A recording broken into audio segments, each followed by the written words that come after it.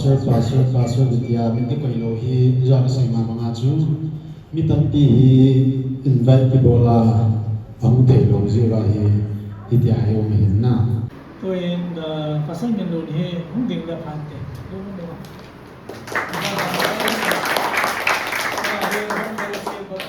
पासल है तो जो फल है होली ना नहीं है ये चर्च का ना पास्टर पास्टर है तो हम एबेनेजर ना चुन एबेनेजर लगा पनीर खालाय lump kai pasang hong bin ama si song de la pan te lim ka pa pu men ebe de na pa na ho khalai lam ka ho te ni hon da no ko lo pu na ko te pen de si langa lam kai ho si na department lam kai ho zo se hong chang de ko lai lo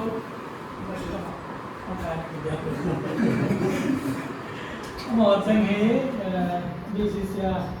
ông cài hoặc sang ông ấu đồ là không mình nè còn là bên nước đây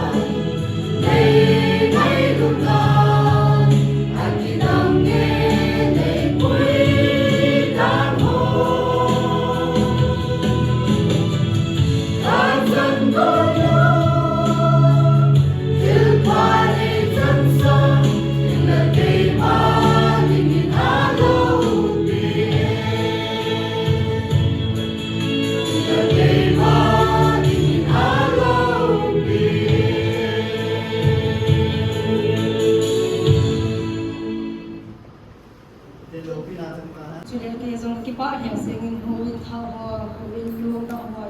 e pe bin pa thi nin Julia pha sang thia ka hu zong ki pa ko da ni serin hebrew bung som chang som ni le thuma ko na som ni le sagi san ka hin sim ge Hebrew verse 10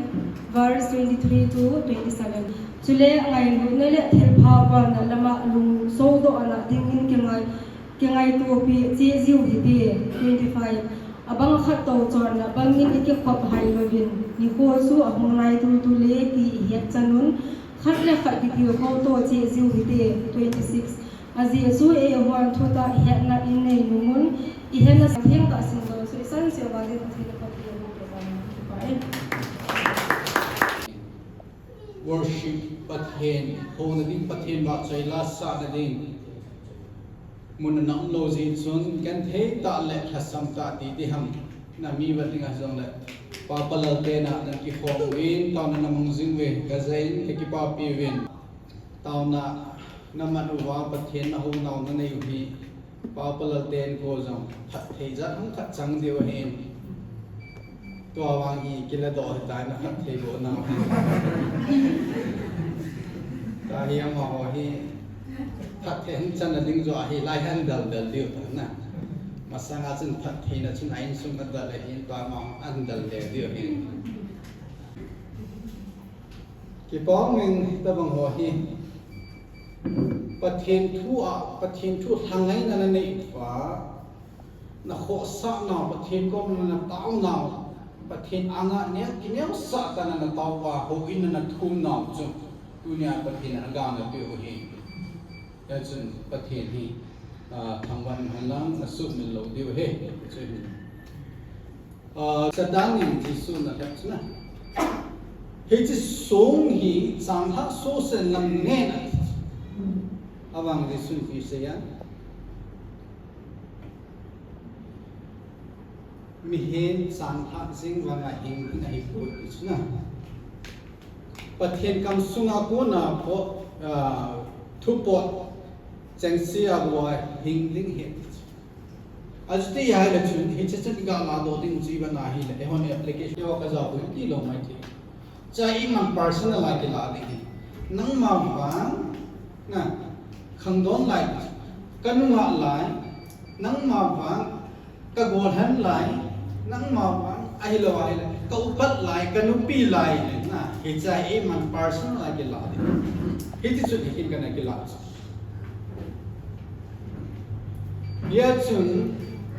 pathen phathe bon ho chu ne ke chang in ko ne ke mangin a he la tu ni in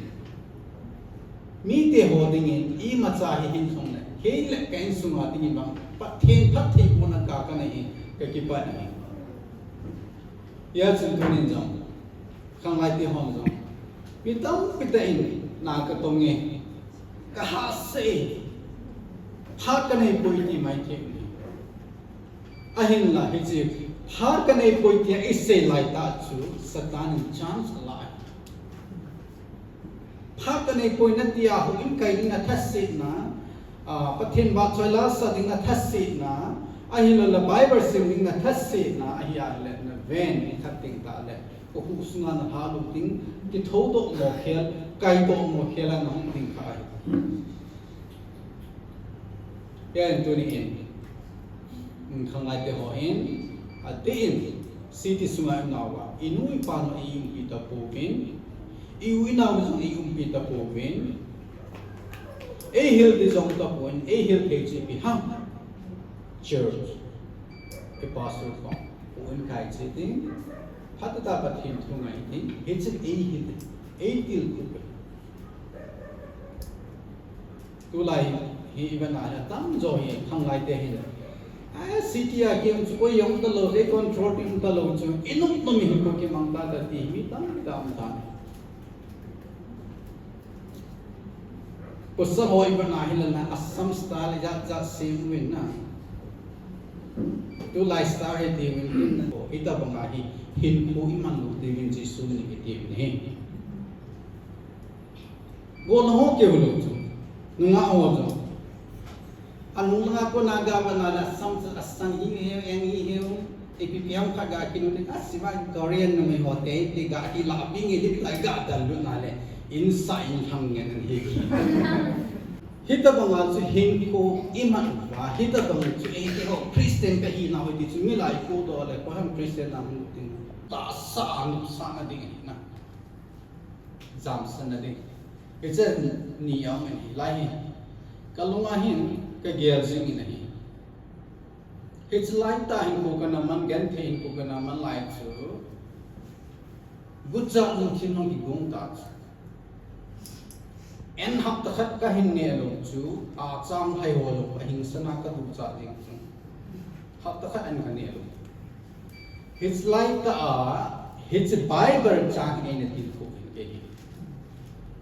ya chen to ne jong khang lai te ho ko ma ka sei do mo ne hi e chen jom kha jo hin a hi la pathen phat the bo na zalin hilai muna chun hi che Bangalore city muna ka nam wang chun kaloi ka pai ke ho chu ju don ngan kana to ma jong ju phung ni chu ai wang ma chu jong na ki don lo ju don hot lo jong na ki bok ta lo ai chu bible hilai se na he hin gol han lai tung tuk rong ngai ra ko nin cham na ti chu hi se pi ham pi ale sit na example ibite sei ta ha numei la pasar ke ka langa jong desire chung chung ahi lawa na ta sanop sana ju to ma ku pating tam bi ta awang ito zo sit chu hilai bible hin jang he chu noi langa hin ta san nei ho na hakao pi hin ho hakao wang ho to ki vok ding ho ha da ni sei bangin Bangalore ka nung matsun atam zo hi pastor ho ein he pastor ho lam kai ho ahi lo ahi le ho in jong pha se na ki kai jang na ha sata ka to wa matsun ka pha chu ho in kai ding chu kana swimming pool ka chun paten phathai ko na jalen ho bunga Emmanuel len secretary nei na koi chen na ka to ji hen suti ka mu ji lo hen break na ka handal ji a ho ka handal ji abang lan si tam zo ka ni lo Tuesday ni la hen kana to na pung thuma ko na sta hu ka handal ji a ho in hi break na ka mu ji a break a ke chai tension pung bu ba ho ki khan ting na chun pung bu pung ni cha pung bu chu ka le da an be a ite bang pat ka chan na kai nya duty ka chi abana ka handal a hin pathin ba join ding in til ba sim zo lo ti de chin sa hin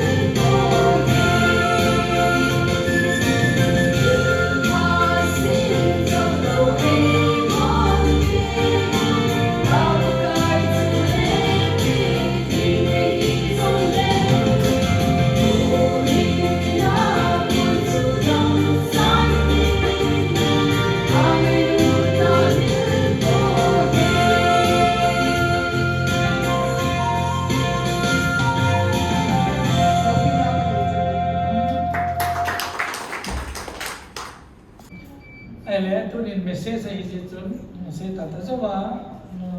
khalai chel khalai secretary moin ma ke ki bible chang na hin sim chu tam khat kai su la ki no men ta le bible chang na khat te sim jo ka chai de tai pathin thua ki man cha hi testimony chu na appointment ho bong chun testimony ni diu chu point mo test chu pathin honor thei testimony ni diu chu ya kya chu to pi pe na he adam tak tai koi e ho ni ge lo ma hi ni tam tam na lai si le hen ni ma lo si hi apara na ni ti na sai lo na worship ka na hil sai ada ahum ki patti le worship kata lam kai le ke lo pasal pa lam kai vai de hi ma sa thi mi di na na a ki che ya ho ki ma sang lai ta ai i pi sem de se thi ba ma bol ti da ki ko la ke ru sa lam kai mo ti bi to kai vai jo ka ki si ni zela ne me ti ta se ya zela ai ma na trong ha pa to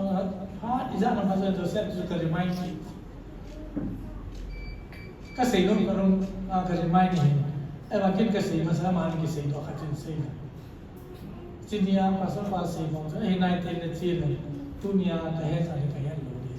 cicu kasi mo na nagyalo triwan sa ami kita melo bisa mga dia reality cicu kasi ado sa dong so pasal sa boy na ama na sa so di dia lang e obi sin ta la na kaya sa na sai de dunia pa sa na pa lo ham sa ta kasi moที่จะต้อง quality มีนะจ๊ะมีอะไรบ้างนะจ๊ะมีเรื่องที่เห็นหรือไม่จ๊ะนะมีอะไรต่างๆมีเรื่องที่เห็นหรือไม่จ๊ะไอ้บางอ่ะ where you are fitting ก็เสียก็รู้กันเสียไงนี่ไล่ซาลินตาคิดตุงกัวนุ่มเลยนะคุณลังมีนุ่มมีวิจารณ์ทำกันละที่คงถือปัสสาวะก็รู้ตัวจะดีตาสุดก็ยังกันตรงนั้นมันนะHui la ya na value mam ki ni ka no no ma le ki ka ta hui la ya na value mam ki ha na elo ha I value mum na chi na lam ka na pa si de na tu hin mi se ni se tu ki khom la ki khom le ha na lam ka na pang ne de ni ne ta chi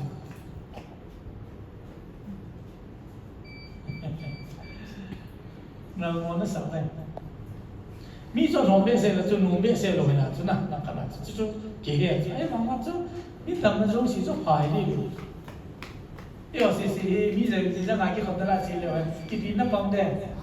通天那种脏东西的这种，哎，就通天了这边落地上那脏嘢的这种，那了把它三大线啊，我们等等那几，哎妈你们咋呢？朋友？ ที่จะนั่งหนุ่มห้างไม่ละว่าเลยแต่ละตัวนี้แล้วจะนั่งห้องเราแต่ในกิจที่เขาอยู่ที่นั่งหนุ่มสวยนอนเดียวแต่ไม่นอนสารนั่งเปรี้ยวอีจ้าจ้านี่ลงอีกอย่างไม่เห็นไอ้กิจงานอยู่เห็นอีจีเราเลยมีไอ้ห้องพ่อเก็บจังเห็นอีจีเลยมีไอ้ลุงโม่ก็เก็บไปให้หลายส่วนจุท่านองค์เมียกติเลยจอยก็สิ่งที่แค่สาสารในอันพูดกิน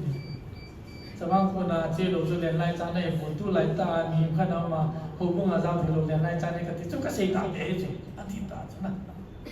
หูบุ้งปฏิเนี้ยในเรื่องในประเทศใหญ่เลยจุมิน IAS officer แล้วนะ officer จีน่ะยี่บอกว่าบอกว่าประเทศท้องที่บางโจคนอันมูจิ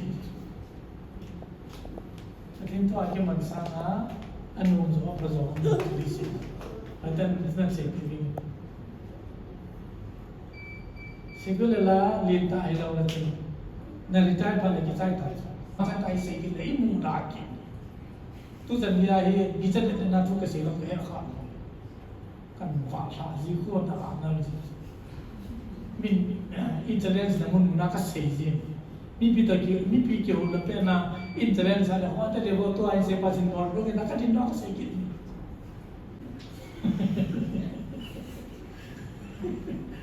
มันน่าดีกันเลยเพราะว่ามันก็สิ่งข้อมูลเนี่ยถ้ามาภาษาเราจะเกี่ยวกับภาษาเนี่ยที่สร้างในช่วงภาษาเนี่ยนั่นช่วงลูกตากันเลยภาษาเราให้ช่วงภาษาเราจะพัฒนานั่นช่วงภาษาพัฒนาอย่างไรสิ่งนั้นมาลองคิดสิภาษาเราจะน้องเหตุการณ์เขาที่เราที่จะเกิดน้องก็มาช่วยก็สิ่งนั้นที่ใช้น้อยมีปัญหาเยอะบ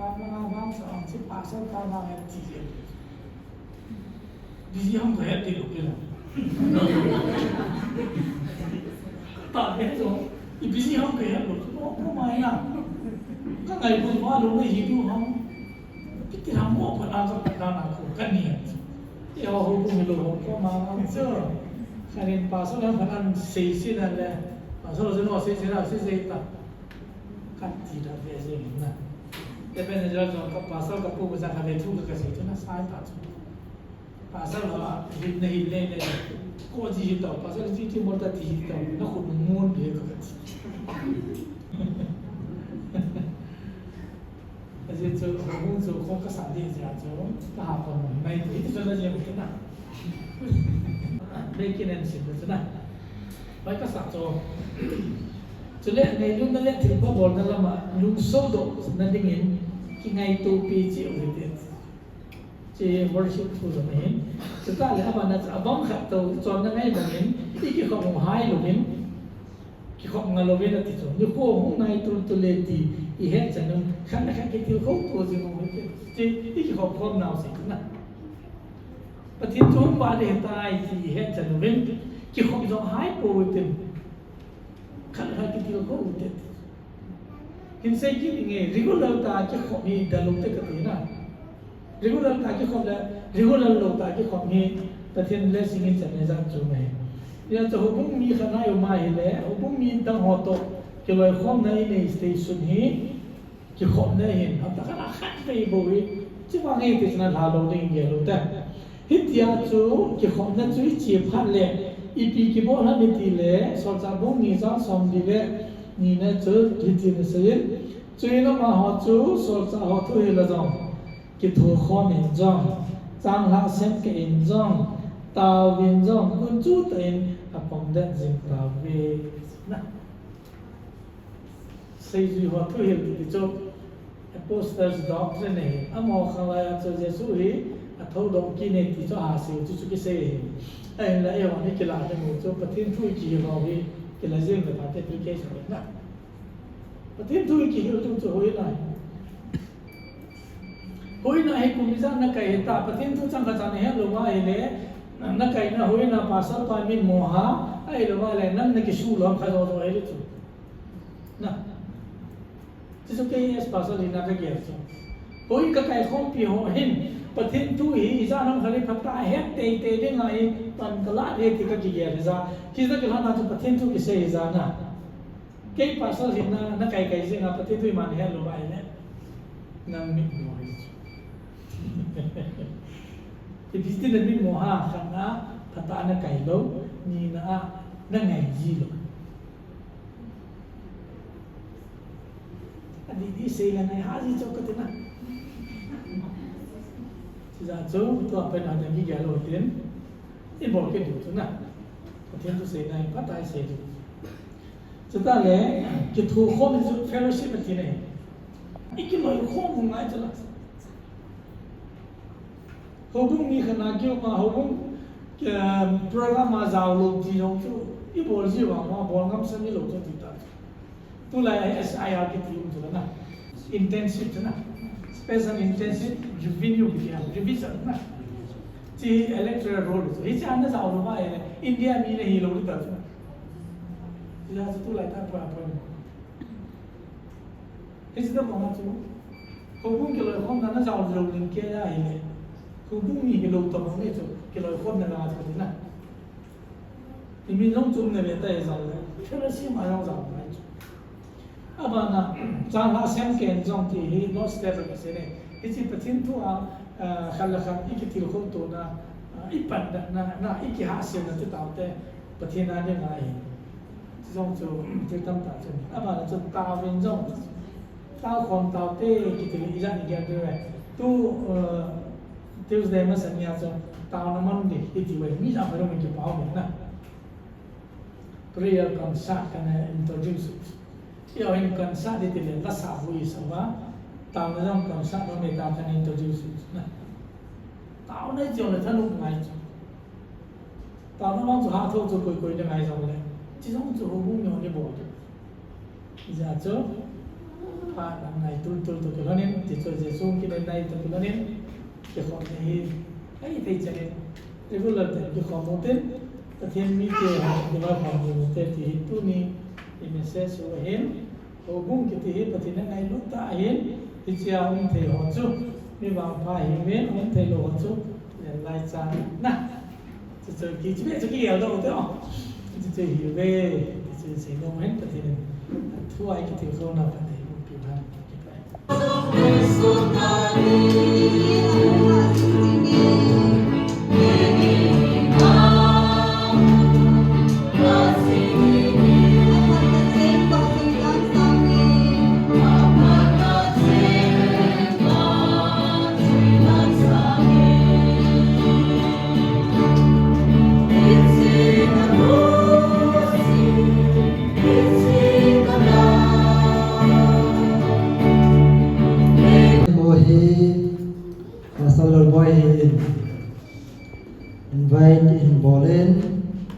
cái hồ Hope Fellowship Baptist khang lai te ho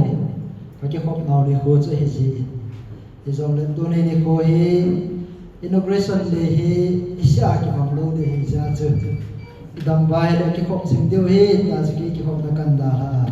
rồi ngai hem kal som kai in ngai lut na zan le ai lo le cái ngai lut na zan la yo ko san na zan la hom kal som kai ti chu tu ni ka se do no men bonen Pit sekitin pastor pa patin to som cha yung latil ko na indizin patile som cha yung le patin to chang khat chang ni yung le kitil ko no mo ben after Ambedkar chun zat leo te ho mu nim na hin na sam be se je chun ama ni na se yan tile self elevation na ai no ei ma kitong dal ding ei ma kakipi lu ding na ma kilit sa ding choi sang ding ti pa hi lung thim an mi to na chu kilit sa ti ting la til dan dang chu lu ki hom pho na ke ka pan lo la boi hi ti pa so ai ila chi jing do hi to ne hin bo mi dia ho avelin ka ti nom ke nen ata ben pastor pa vision le mission ho he ke ho ka de yin pathen pathe bo pe den to ne sang hoi zong ka zo ho bong zong ki be be a de se na agaw mang thai ho pakan pathin leng kam ke le pe hong so jing te ne dingin ho bo he pathen pathe bo hen ko se a bum thum chang som ni le thum som ni le li chu kha pe chim dong ka te chu le pakaya ko na go lo na thil pe na chan di mo chu he bin la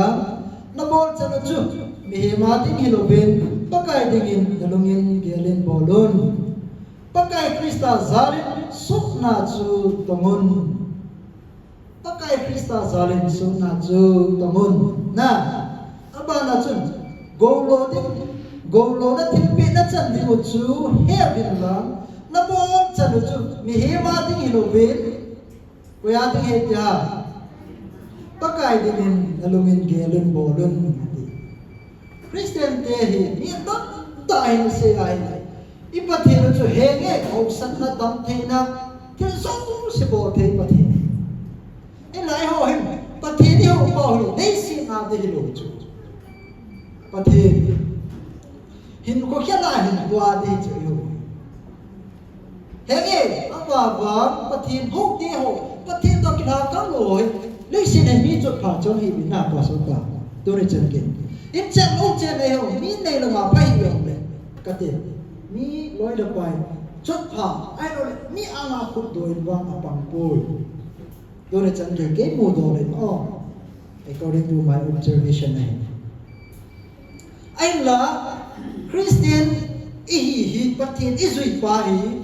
hau sak ading mai min than ading mai let ading mai lal ading mai epidela mi no mare no isa no ha ga ba bo hi ja chu mi no no isa ha ga ba dang sa hi ai le pathin bible na la mi ka ni hi zong le kamina ki ko na chen ke yong ko me ti ai le tu ri ha mi izari ro la ya hi mi tam ta yo yo pathin na no ti mu chu la ha ga ba dang sa chi he ro ba hi le yo hi sedang akit sa isa aja contoh ni ai hobong me te ho kagatil ko no penta che biham te ai mihim mai ve na tong ding hilo ai lo le mihim mai ve pathin ho ding hilo na ipo ni to zo se hi pakaya tinga pakai Jesus Krista dia kono adinga thil bola na to ni be thil pha o adinga thil pha bol pa hobo adinga ikot ithan na hobo adinga pan ila na pa hi pastor pan ele to do expect bola thil pha bol de bol meeting bol pakai Krista zalin su na chu to men so iti ding le so pa jo apu pa thu jo anun to say abo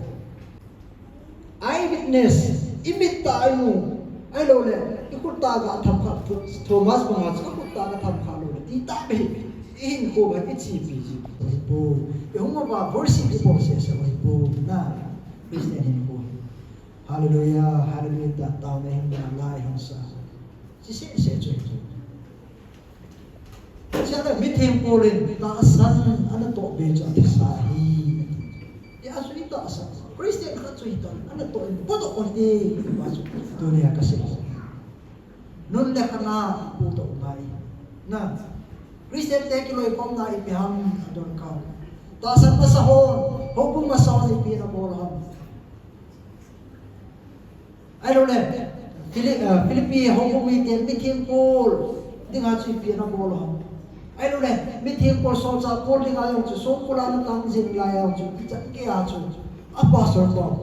hagau la ma na hu ka ai lo le ki loi pom na ma chu ko sa na nei ba ita pang ma chu pathin thu ki loi kom na zong ni ki mo loi kom kom ma ki mo hong kom ma pathin ki mo ba choi choi kom ai sa zong na mo ti ma mong zong mo sa si ta si ri na pathin ni bo ni so na to de Krista za so na to de de gyan do ma pan lao ti ti dunia ya ko bo te zo si ka ga ti mo me e chi ho bu hi to sana hoi zo phazoe mi pi zo un tam le ten ho bung zo pastor ba hin to hom pi zo se hin a vision a heaven a mission ho heaven pathe supreme plan president den pathe phap ma hoi tu le pa na in sin form den pathe ne bu ta wen ki pa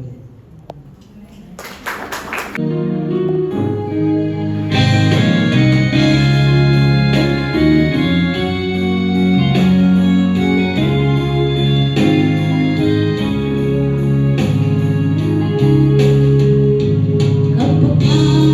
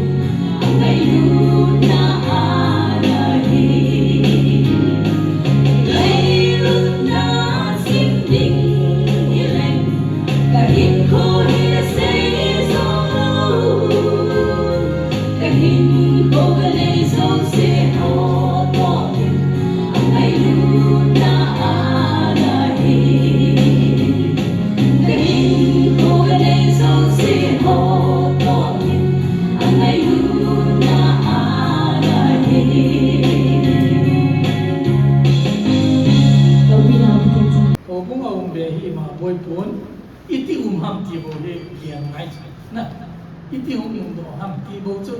ทำให้ปันซ่าในเห็นประเทศนี้หงบุ้งตั้งใจบอกเรื่องแค่เด็กจุที่จะอาจจะก็เราก็แก่ความผีหอบน้องหอเจ้าเสียประเทศกูนั้นจะรู้ว่าหงบุ้งขัดลำไก่ที่การนี่คือโบนูเลย inform me นะเจอมี่ I will arrange it กันทีประเทศนี้หงบุ้งอาจารย์ที่เห็นไอ้หอนอภัตตาไอ้บอลจีโร่พันหมดเลยก็เลยละงาหัวไอ้บ้าอาจารย์ทุ่งประเทศนั้นจริงๆจะได้รู้จักเจ้าจะหุ่นเจ้าหุ่นยิ่งจังขันนะอันบังเทเจ้าใช่ไหม persecution นั้นผ่านรุ่นเลยโซลจ้าหัวที่เราเสียชีวิตหัวจ้าหัวจะแก่เลยไอ้กิเทเจ้าครับตอนนี้อามันจะพิเศษนั่นใช่ไหมไอ้อุ้มน่าว่าประเทศทุกจะเสียฟูเรื่องตอนนี้ที่ persecution นั้นมาสร้างจะประเทศนี้เป็นนั่งก็เสียเป็นที่ละเสียลงที่ว่าจะkita ada sehingga, lekin ada sehingga yang tidak boleh jadi apa yang kita cakap. Persecution halu deh, zam kita cakap tahu caca lulu dapat itu sih. Sudah banget tu, kalau tu pertinin, ab caca jadi hiza, icar salu bayi le, kan mana halu deh, icar tu je, siapa le tu hukum caca tu, tu pertin masa. Tidak tu hukum.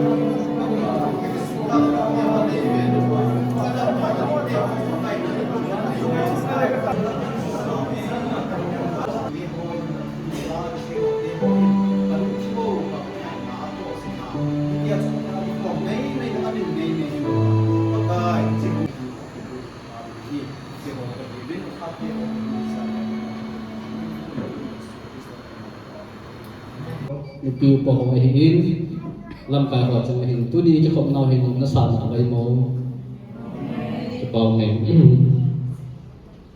chulaya he ji khom ho hi kin jong experience